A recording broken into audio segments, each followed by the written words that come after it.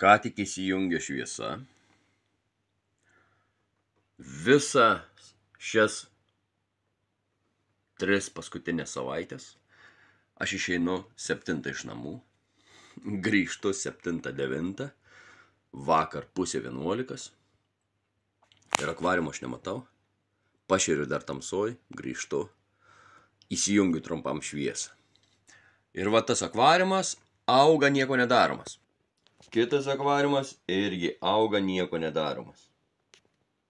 Trečiam akvariume higrofilas jau užauga iki dangaus, ta prasme iki vandens viršaus, irgi nieko nedaromas. Tai vat aš laikau tokius akvariumus, kurie gyvena savo gyvenimą nieko nedarant, tik pašeriant. Šito taip ir nesodinau, tiesiog fiziškai neturiu laiko. Ir bijau, kad... O, kokie patinukai. Lievai čia mato su telefonu, nes šviesa priešinė. Ir bijau, kad tai bus visą šią vasarą. Į šitas džiunglės prie pigmėjų yra suleisti mažiukai galaksiai. Patys paskutiniai mailiai jau mainykė nieko nebėra. Visi kiti bendram akvariume.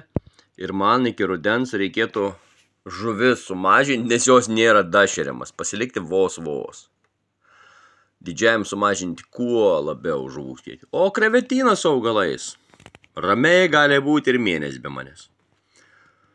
O šią vasarą aš jau per Velykas nakvojau plateliuose, 2 naktis palapiniai.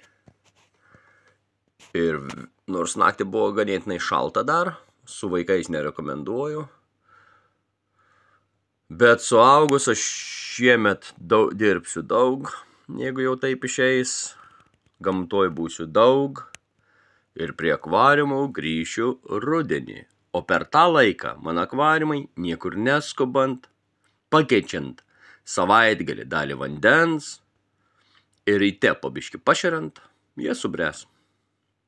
Jie subręs, bus pilni augalų, ramiai galės daryti ką nori. Pogrund sudėjai, bumt, ir ten per 2 savaitės rudenį turi pilną akvariumą. Nu per 3 savaitės, nu per mėnesį. Be jokių trąšų ir taip toliau.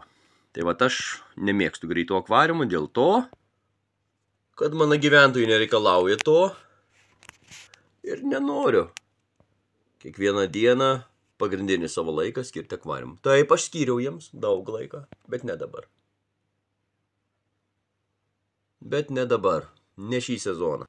Šį vakar vėlai vakare arba rytoj, šiandien šeštadienis, rytoj sekmadienis. Pakeisiu vandenį, galėsiu nukarpyti, nuvalysiu stiklus. Ir viskas vyksta automatiškai. Va čia nukarpiau ir visos viršūnės jau yra pakilusios. Va taip ir gyvenam.